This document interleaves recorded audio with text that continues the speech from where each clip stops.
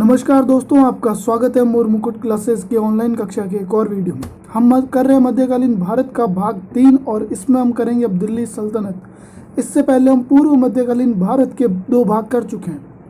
दिल्ली सल्तनत आज ही से शुरू होगी, जिसमें हम टोटल 5 वंशों के बारे में पढ़ेंगे। तो आइए पढ़ते हैं।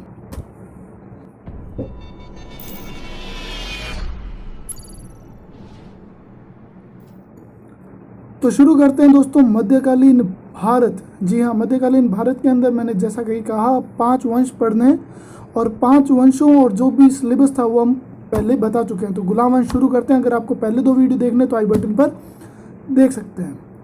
तो आइए अब प्रश्नों के माध्यम से इतिहास करना शुरू करते हैं। पहला है कुतुबुद्दीन ऐबक। कुतुबुद्दीन ऐबक 1206 में भारत का शासक बन चुका था, जब मोहम्मद गौरी उसको छोड़कर यहाँ गया था। कुतुबुद्दीन ऐबक किसका गुलाम था? मोहम्मद गौरी का था। ऐबक ने दिल्ली को छोड़ अपनी राजधानी किसको बनाई थी? लाहौर को बनाई थी। 78वां क्वेश्चन, ऐबक का मतलब क्या होता है? तो चंद्रमा का देवता होता है। लाख बख्श या सिपा सलाहकार किसे कहा जाता है? तो कुतुबुद्दीन ऐबक को कहा जाता है, क्योंकि ये कभी भी गद्दी पर नहीं बैठा, अपने आप को हमेशा गुलाम ही मानता रहा और अपने आप को सिपा सलाहकार कहता था। कुव्वत उल इस्लाम और 2.5 दिन का झोंपड़े का निर्माण किसने करवाया था? तो कुतुबुद्दीन ऐबक ने कराया था। कुव्वत उल इस्लाम और 2.5 दिन के झोंपड़े का किसने बनवाया? तो कुतुबुद्दीन ऐबक ने ही बनवाया था। कुतुब मीनार का निर्माण किसने शुरू करवाया था? कुतुब मीनार आप देख रहे हैं, कुतुब मीनार का निर्माण कराया कुतुबुद्दीन ऐबक ने, पहली मंजिल। बाकी जितनी मंजिल थी वो अलग अलग शासकों ने बनाई है। कुतुब मीनार किसके नाम पर रखा गया? तो कुतुबुद्दीन बख्तियार अल्फाकी, जो कि एक सूफी संत थे, उनके नाम पर रखा गया है। कुतुब मीनार आप देखते हैं कुतुब मीनार के बारे में। भारत में सबसे ऊंची मीनार 73 मीटर की, जिसमें प्रथम मंजिल तो ऐबक ने बनाई और बाकी 4 किसने बनाई? इल्तुतमिश, जो इसी का गुलाम और दामाद था। ओके, और फिर 1369 में कुतुब मीनार की 5वीं व 4थी मंजिल बिजली गिरने से टूट गई थी, लेकिन जिसका पुनर्निर्माण किसने कराया था? फिरोज शाह तुगलक ने करवा दिया था। 1517 में सिकंदर लोदी ने भी इसकी मरम्मत करवाई है। ये ध्यान रखिएगा, ये क्वेश्चन आते हैं कि इसकी मरम्मत कौन से लोदी वंश के शासक ने करवाई है। 83वां प्रश्न, ऐबक ने इल्तुतमिश को कहाँ का गवर्नर बनाया था? तो बदायूं का बनाया था। और 84वां क्वेश्चन, कौन सा शासक ऐसा था जिसकी मृत्यु चौगान खेलते हुए थी? पोलो जिसको आज बोलते हैं, उस ये देखिए फोटो में दिख रहे हैं आप, चौगान खेलते हुए कुतुबुद्दीन ऐबक की मृत्यु हो चुकी थी। इसकी मृत्यु के बाद इसी का गुलाम और इसका दामाद जो था वो शासक बना, और जो था इल्तुतमिश। लेकिन इसके मरने के बाद आराम शाह, जो इसका पुत्र था, वो कुर्सी पर बैठ गया। तो पहले हम आराम शाह के बारे में पढ़ लेते हैं। आराम शाह का शासनकाल सिर्फ 8 महीने का था। तो 85वां क्वेश्चन के कुतुबुद्दीन ऐबक का पुत्र कौन था? तो वो आराम शाह था। वो गद्दी पर बैठ गया, लेकिन बैठना किसको था? इल्तुतमिश को बैठना था। तो एक युद्ध हुआ जिसको झूठ का युद्ध कहते हैं। तो इल्तुतमिश और उसके मध्य हुआ था, और वो जीता कौन? इल्तुतमिश ही जीतेगा, क्योंकि अगला शासक कौन बना था? इल्तुतमिश बना था। इल्तुतमिश गुलाम भी था और उसका दामाद भी था। तो आइए अब पढ़ते हैं इल्तुतमिश के बारे में। बहुत इंपॉर्टेंट है दोस्तों इल्तुतमिश। ये इल्बारी वंश था, ठीक है, और ये इसका जो कार्यकाल है वो 1211 से लेकर 1236 तक इसका कार्यकाल रहेगा। हम पढ़ते हैं 87वां क्वेश्चन, इल्तुतमिश कौन से कुल का था? तो अभी मैंने बताया इल्बारी वंश का था। 88वां क्वेश्चन के भारत में का प्रथम सुल्तान जो बगदाद के खलीफाओं के द्वारा सुल्तान कहलाया वो था इल्तुतमिश। भारत का अंतिम सुल्तान कौन हुआ? तो वो इब्राहिम लोदी हुआ था, हम जानते हैं। 90वां क्वेश्चन के तराइन का तृतीय युद्ध जो 1215 में हुआ था, युद्ध इल्तुतमिश और किसके मध्य हुआ था? यल्दोज के मध्य हुआ था। यल्दोज मोहम्मद गौरी, जिसको अपना दूसरा साम्राज्य देकर गया था, वो था। चंगेज़ खान का प्रथम आक्रमण किसके काल में हुआ था? तो इल्तुतमिश के समय में हुआ था चंगेज़ खान का प्रथम आक्रमण। तो हम देख लेते हैं कि चंगेज़ खान कौन था। देखिए, चंगेज़ खान बहुत ही बड़ा शासक, क्रूर शासक था, और चंगेज़ खान का असली नाम तैमूरजिन था तथा यह मंगोलिया का शासक था, और यह एशिया का सबसे क्रूर शासक और बदनाम शासक भी था। चंगेज़ खान का जो भाई था उसकी हत्या करके जलालुद्दीन मकबरनी भारत आया था और इल्तुतमिश से मदद मांगी, लेकिन चंगेज़ खान के डर से इल्तुतमिश ने मदद नहीं की और इसी कारण से उसने भारत को बचा लिया। अगर उस वक्त नहीं होता तो आज भारत किसी और हाल में होता। उसको मारकर चंगेज खान वापस अपने प्रांत चला गया था। तो 92वां क्वेश्चन, इल्तुतमिश के द्वारा चलाए गए चांदी और तांबे के सिक्कों को क्या कहा जाता है? टंका और जीतल कहा जाता है। टंका बांग्लादेश की करेंसी है। 93, एकता और इक्तेदारी की पोस्ट किसने बनाई थी? इल्तुतमिश ने बनाई थी। इक्तेदारी प्रथा किसने चलाई? इल्तुतमिश ने चलाई थी। इल्तुतमिश ने अपनी राजधानी लाहौर से कहाँ ले गया था? दिल्ली ले गया था। 96वां क्वेश्चन, दल चालीसा का निर्माण किसने किया था? इल्तुतमिश ने, जिसमें ऐसे 40 लोग थे जो कि सबसे ऊपर इसने रखा था। 97वां, भारत में मुस्लिम राज का वास्तविक संस्थापन किसे कहा जाता है? तो इल्तुतमिश को ही कहा जाता है। इल्तुतमिश का मकबरा कहाँ है? तो दिल्ली में। दिल्ली में उसकी मृत्यु हो गई थी। और कुतुब मीनार का कार्य किसने पूर्ण कराया था? तो इल्तुतमिश ने कराया था। तूफान चहलगानी, जिसको दल चालीसा ही कहा जाता है, उसका निर्माण भी इल्तुतमिश ने ही किया है। इल्तुतमिश को पता था कि उसका एक भी बेटा किसी काम का नहीं है, सबके सब नालायक हैं, तो उसने अपने उत्तराधिकारी अपनी पुत्री रजिया को घोषित कर दिया और उसके बाद इल्तुतमिश की मृत्यु हो गई। लेकिन उसके बाद में रुकनुद्दीन फिरोज शाह सिंहासन पर बैठ गया। तो रजिया ने न्याय की गुहार लगाई और बैठी दिल्ली सल्तनत पर। पहली शासिका बनी ये महिला शासिका जो दिल्ली के सिंहासन पर बैठी थी। तो 101वां प्रश्न, दिल्ली के सिंहासन पर बैठने वाली एकमात्र महिला कौन है? तो रजिया सुल्तान है। अमीर आखुर रजिया ने किसको बनाया था? तो याकूत खां को बनाया था। अमीर आखुर यानी कि अशोशाला का शाही मंत्री बोलते हैं। बंदायूं और बठिंडा के प्रांत अधिकारी कौन थे? तो एतगीन और अल्तुनिया थे। अल्तुनिया रजिया से प्रेम करता था। 104वां प्रश्न, रजिया सुल्तान के समय किसने अपने आप को स्वतंत्र शासक घोषित कर दिया? तो अल्तुनिया ने घोषित किया और फिर रजिया उसको रोकने के लिए वहाँ गई। याकूत खां भी रजिया के साथ गया था, लेकिन उसके बीच में याकूत खां तो मर गया और रजिया को उसने बंदी बना लिया था। किसकी सरकार को पेटीकोट की सरकार कहा जाता था? तो रजिया सुल्तान की सरकार को कहा जाता था। और रजिया को बंदी बना लिया लेकिन मारा नहीं, क्योंकि प्रेम था भाई। तो रजिया ने उससे शादी कर लिया अल्तुनिया से और वापस आने लगे दिल्ली। और दिल्ली पर तब तक रजिया का दूसरा नंबर का भाई बहराम शाह सिंहासन पर बैठ गया था। तो उसने एतकीन की मदद से कैथल में ही रजिया को मरवा दिया था। इसी तरह हरियाणा कैथल में रजिया की मृत्यु हो गई थी बैरम शाह के कारण। अब हम पढ़ेंगे बैरम शाह के बारे में, जिसने रजिया को मरवा दिया था कैथल में। और उसके बाद में पोस्ट बनाई जिसको कहते हैं नायब मुमलकात, जिस पर उसने किसको बैठाया था? एतगीन को बैठाया था। रजिया और अल्तुनिया को किसने मरवाया था? बैरम शाह ने। 109वां नायब मुमलकात बैरम शाह ने किसको बनाया था? एतगीन ने बनाया था। और 110वां कि दिल्ली सल्तनत पर मंगोलों का पहला आक्रमण किसके समय हुआ था? तो बैरम शाह के समय हुआ था। बहुत इंपॉर्टेंट क्वेश्चन है।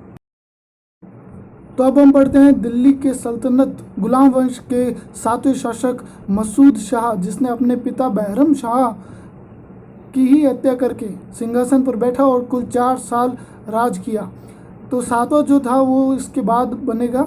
इसने अपने पिता को मारने के बाद में नसीरुद्दीन मोहम्मद इस दिल्ली के सिंहासन पर बैठा और वह 1246 से 1265 तक बैठा। इसने अपना जो वजीर या जिसको हम इक्तदार बोलते हैं वो बलबन को बनाया, जिसको उलग खां की उपाधि दी, खान ऑफ द वर्ल्ड की उपाधि दी। तो खान ऑफ द वर्ल्ड की उपाधि किसको दी जाती है? बलबन को दी जाती है।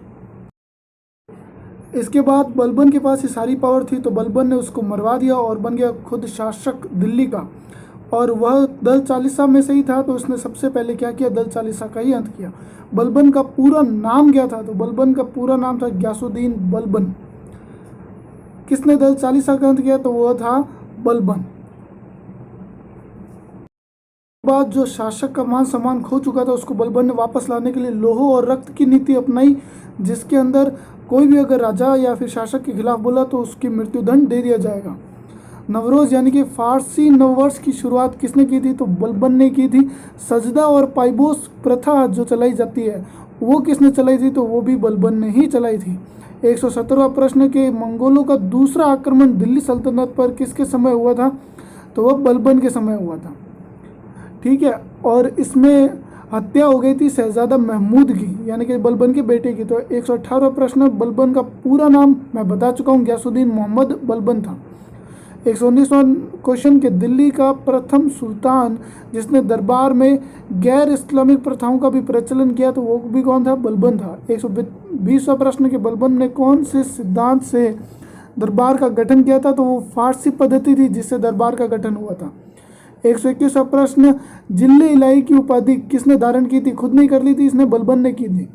122 प्रश्न, किस सुल्तान ने स्वयं को नायब खुदाई कहा था? तो वो बलबन ने कहा था।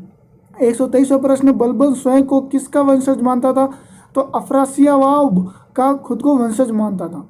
124वां प्रश्न के किस शासक ने सीमा विस्तार की नीति अपनाई थी? तो वो बलबन था। किस शासक ने गढ़ मुक्तेश्वर की मस्जिद की दीवारों पर शिलालेख में स्वयं को खलीफा को सहायक बताया? तो वो कौन था? बलबन था। बलबन का पुत्र पहले मारा जा चुका है, तो उसके बाद में उसका पोता केकुबाद, बलबन का जो पोता था वह शासक बना। तो 1287 से लेकर 1290 तक उसका शासन रहा।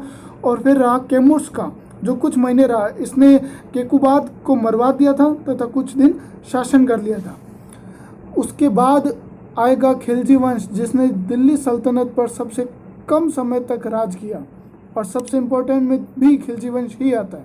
तो आइए पढ़ते हैं अब खिलजी वंश। 3 शासक हुए हैं यहाँ पे, और तीनों के बारे में आप अच्छे से पढ़ेंगे। पहला है जलाल मोहम्मद फिरोज, फिर है अलाउद्दीन खिलजी जिसका सबसे बड़ा कार्यकाल है, और फिर मुबारक शाह खिलजी। इन तीनों के बारे में हम अच्छे से पढ़ेंगे। सबसे पहले हम पढ़ते हैं जलालुद्दीन मोहम्मद फिरोज के बारे में। इसी ने खिलजी वंश की स्थापना की थी यहाँ पे। तो चलिए जलालुद्दीन मोहम्मद फिरोज के बारे में पढ़ना शुरू करते हैं। जलालुद्दीन मोहम्मद 126वां क्वेश्चन है कि खिलजी वंश की स्थापना किसने की थी? तो जलालुद्दीन मोहम्मद फिरोज ने की थी। 27वां की जलालुद्दीन मोहम्मद फिरोज का दूसरा नाम क्या था? तो मलिक कफूर था, मलिक फिरोज था, सॉरी मलिक कफूर नहीं, मलिक फिरोज था। 128वां दिल्ली में सबसे कम समय तक किस वंश का राज रहा? तो खिलजी वंश था। 129वां प्रश्न, दक्षिण भारत में पहला आक्रमण देवगिरी के शासक रामचंद्र देव पर 1963 में किसने किया था? मलिक फिरोज ने किया। मलिक फिरोज के समय अलाउद्दीन खिलजी कहाँ का इख्तियार था? तो वो खुशाम्बी, जो कि अभी प्रयागराज है, उसका शासक था। 131वां मंगोल का चौथा आक्रमण किसके समय हुआ था? मलिक मलिक के समय हुआ था, और ये बहुत इंपॉर्टेंट है। इसमें अलाउद्दीन खिलजी ने सभी को हरा दिया था, और इसमें से 2000 जो सैनिक बचे थे उनको इस्लाम धर्म अपना दिया गया था, और एक नया शहर बसाया गया मुगलपुर नाम से, जो अभी मंगोलपुरी नाम से दिल्ली में है। और ये सभी बौद्ध धर्म के थे, लेकिन उनको इस्लाम धर्म अपनाकर नए मुसलमान कहलाए गए। अब पढ़ते हैं खिलजी वंश के दूसरे शासक यानी कि अलाउद्दीन खिलजी के बारे में, जिसका कार्यकाल 1296 से लेकर 1316 तक रहा था। अलाउद्दीन खिलजी का सही नाम था क्या था भाई? अली गुरशास्य था। कौन सा अभिलेख में अलाउद्दीन खिलजी को देवताओं के तुल्य माना गया? जोधपुर अभिलेख में माना गया, क्योंकि इसने मंगोलियों को हरा दिया था। दिल्ली सल्तनत में स्थायी सेना व नगद वेतन देने वाला कौन सा शासक था? अलाउद्दीन खिलजी था। अमीर खुसरो किसके दरबारी कवि थे? अलाउद्दीन खिलजी के थे। तोता-ए हिंद किसे कहा जाता है? अमीर खुसरो को कहा जाता है। खामसा-ए खुसरो में अमीर खुसरो ने अलाउद्दीन को कौन सी उपाधि दी है? सुल्तान जहां की उपाधि दी है। अमीर खुसरो के गुरु कौन थे? तो हजरत निजामुद्दीन औलिया थे, जो कि एक सूफी संत थे। मलिक काफूर जो कि सेनापति था, जिसको क्या कहा जाता है? 1000 दिनारी, क्योंकि उसको 1000 दिनार में खरीद के लाया गया था। पद्मावत उपन्यास किसने लिखा था? तो मलिक मोहम्मद जायसी ने लिखा था। मलिक मोहम्मद जायसी किसका समकालीन था? शेरशाह सूरी का था, यानी कि बहुत बाद में लिखी गई थी। 143वां विश्व प्रसिद्ध कोहिनूर हीरा अलाउद्दीन खिलजी के पास कौन लेकर आया था? तो मलिक काफूर लेके आया था, साउथ से जीत कर।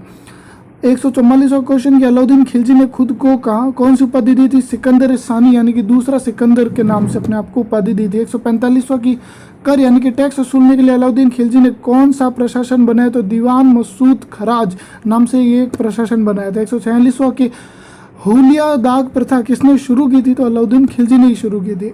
खिलजी ने कौन कौन से स्मारक बनाए थे? तो अलाई मीनार, अलाई दरवाजा, सिरी का किला और हौज खास बनाए थे। तुगलकनामा के रचयिता कौन है? अमीर खुसरो। यह किस सुल्तान के काल में खालिसा भूमि का अधिक पैमाने से विकास हुआ? तो वो कौन सा? अलाउद्दीन खिलजी था। अलाउद्दीन खिलजी ने कहाँ के शासक को 6 महीने तक राजधानी दिल्ली में रखा रायसायाना की उपाधि दी तथा गुजरात को उसके जिले में मिलवा दिया? तो वो कौन थे? देवगिरी के शासक रामचंद्र थे।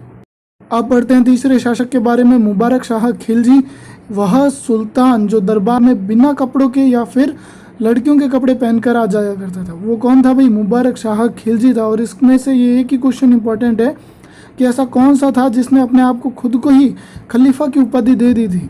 तो खलीफा की उपाधि देने वाला सुल्तान कौन था भाई? मुबारक शाह खिलजी था, जिसका कार्यकाल कितना रहा था? 4 वर्ष रहा था। और इसके बाद में ये खिलजी वंश समाप्त हो चुका है। हमने 2 वंश इसमें कर लिए हैं, गुलाम वंश और खिलजी वंश। और अब हम बाकी जो 3 वंश बच चुके हैं इसके अंदर, तुगलक, सैयद और फिर लोधी वंश, वो हम अगले वीडियो में कंप्लीट कर देंगे। और अगर आपको ये कोशिश अच्छी लगी तो लाइक कीजिए, सब्सक्राइब कीजिए और जुड़े रहिए मोर मुकुट क्लासेस की ऑनलाइन कक्षाओं से। और इसमें जितने भी प्रश्न हैं ये विभिन्न परीक्षाओं से लिए गए हैं, तो आपको और कहीं जाने की ज़रूरत नहीं है, सारे प्रश्न आपको यहाँ पे मिल जाएंगे। तो चलिए मिलते हैं अगले वीडियो में।